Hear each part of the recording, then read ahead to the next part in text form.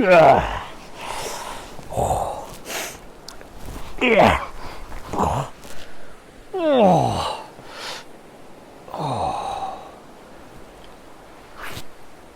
June the 6th, 1719, just over 300 years ago. In the bay off the coast of Africa, the ship, the Princess, is anchored. And I, Bartholomew Roberts, I'm working hard, scrubbing the deck clean. It's hard work. It's sweaty work. Oh, yeah, it is. Hey, hang on. What's that? Oh, I see a long, sandy beach, dotted with palm trees. Oh, a colourful, noisy parrot flies above me, screeching loudly. Get away, will you?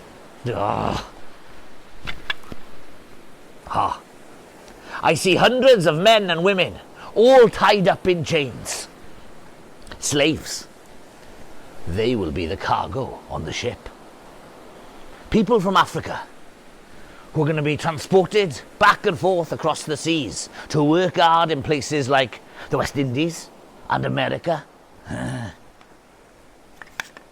There is danger everywhere. You see, in the sea there are sharks. In the air there are mosquitoes. Little flies that carry the disease malaria. And if a sailor is bitten, they'll toss and turn with an uncontrollable fever till they die in pain. There's also danger on the ship. You see, we the crew, we are worried that these savages, these slaves, they'll take over the crew and kill every one of us, huh? Oh, hang on. What's this? Oh, I can see a ship sailing towards us. It's sailing fast. Too fast. Oh. There's a black flag on top of the mast, and they have guns all on the side of the ship. I can see men. They're screaming and they're waving their swords like this. Oh no. Oh, I'm worried now. When I'm worried, I start to worry and think about my home. You see, I'm from a little town called Casnewi Bach, near Haverfordwest. You see, Casnewi Bach was too small and too quiet for me, and that's why I came to work on the sea. Working, carrying stuff back and forth across the seas. I've had a good time, believe me. Oh, hold on. Oh no, they're getting nearer. Oh, look, don't worry. I'm quite handy with my fists. I like a good fight, me. But I'm not going to danger my own life, not for somebody else's ship. I don't get paid enough. Now, the owners of the Princess knows this, and he tells us to bring down our flag. And he tells us to raise a white flag, like this, to show that we are surrendering. Then, these pirates, they jump on board our ship, and they change the course of my life forever.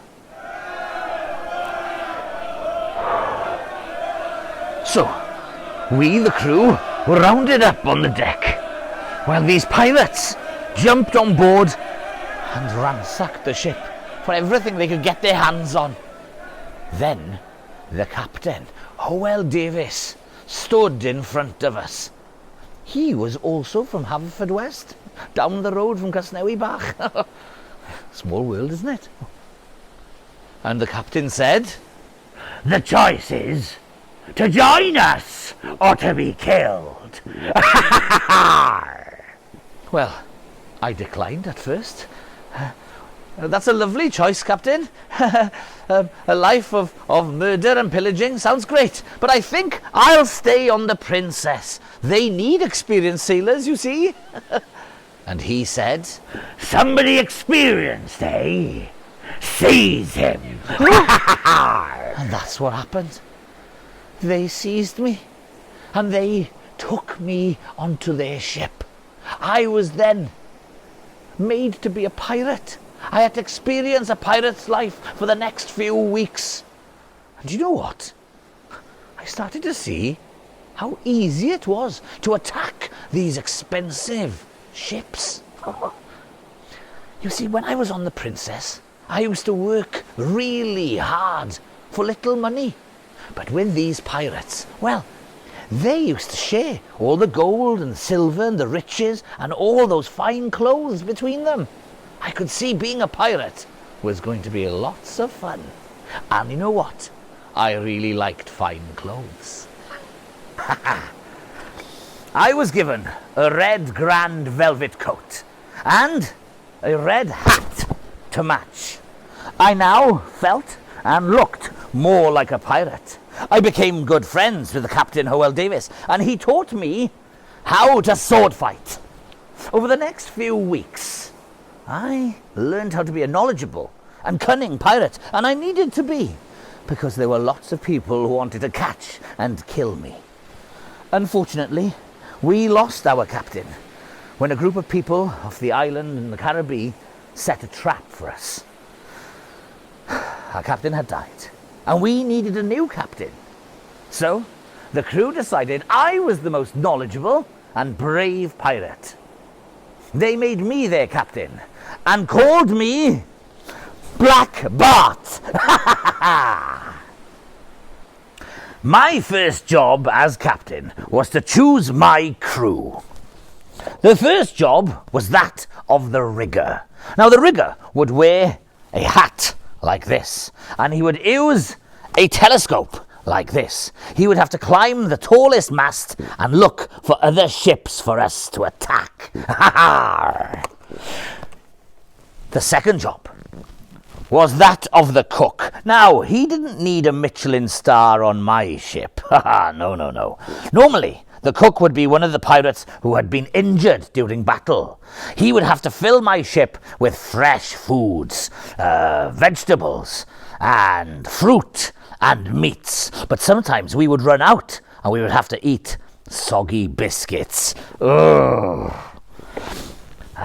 The next job is a very important one. That of the banker. Yes, the banker would look after all the money, all the treasure, and he would share all the money between us, all the pirates. Yes, a very important job. The next job is that of the surgeon. Or the doctor, I know. But you see, what he would do, he would be the person that would have to look after all the pirates if they got injured in battle. Maybe he'd have to cut a few limbs, some arms and some legs. He would also have to give medicine out if any of the pirates would catch malaria or scurvy. And now, the last job is that of the musician. Now, the musician would play music on different instruments. Something like this. Like that. And they would also sing shanty songs. Now, although pirates could be fierce and mean, they did have specific rules on pirate ships. These rules were called articles, and I made sure every man signed those articles to show that they agreed with my rules. Now, my articles are these. Number 1. Each pirate gets a vote. It's important that every man has an opinion. Number 2, each pirate is allowed a share of the booty. Well, a share of the treasure. Everybody must get paid. Number 3, no gambling with dice or cards. I'm not a big fan of gambling. Men will gamble, lose, fight. It's not good. Number 4, bed with lights out by 8 o'clock. That's too early. Oh, no. Well, you won't think it's too early when you consider that you get up at 5 o'clock in the morning to work very hard, will you? Number 5. Every pirate must keep his sword clean and ready for battle. You must respect your weapons, especially those pistols, because if they get jammed, well, they won't save your life, will they? Number 6. No women or children on my ship. Oh, hold on. I do remember 2 famous, fierce ladies, Anne Bonny and Mary Read. They worked for the Captain Calico Jack. Oh, they were fierce. Number 7. No pirate is to leave the ship during battle. You see, on a pirate ship, we're one large family. We look after each other, so we stick together. Number 8. No fighting on board the ship. Well, that follows on from 7, really, doesn't it? Number 9. The booty will be shared. 2 parts for the captain, 1.5 parts for the quartermaster, the banker, and the rest of the crew to have 1 part each. Very important that we all get paid. And number 10, and the final rule, musicians shall have a day of rest on a Sunday. That's because I would hold a Christian service on every Sunday morning. And those are my articles, my rules. Now that we've been over the rules, we need to know, where are we going to sail? Now, I was very used to sailing to Africa when I was to work on the Princess, but now I'm the captain of my own ship. I get to choose where we sail, and I've decided to sail to Brazil. Yes. Now then, as pirates, we had a black flag like this to show that we were pirates, and also to show other ships that we were ready to attack. I went a step further and created my own flag with a picture of myself and the skeleton of death. Now, pirates had a very common black flag with a skull and crossbones on it, and they had a specific name for this flag, which was the Jolly Roger.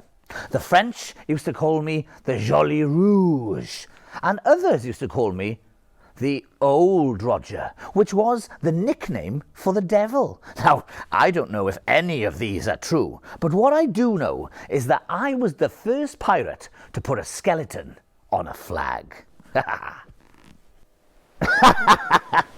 Excellent.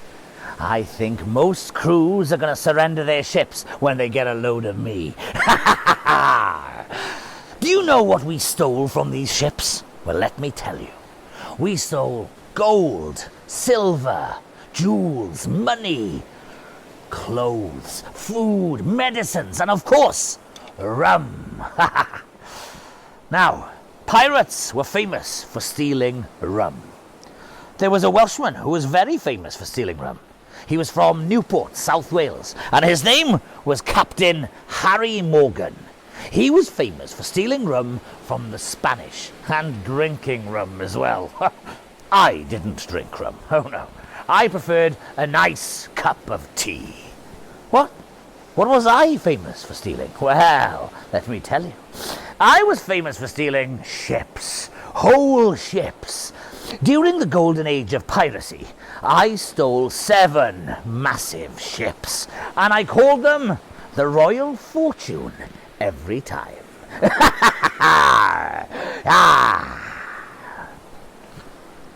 Now everybody was after my blood, and one man in particular, Captain Ogle from the British Navy.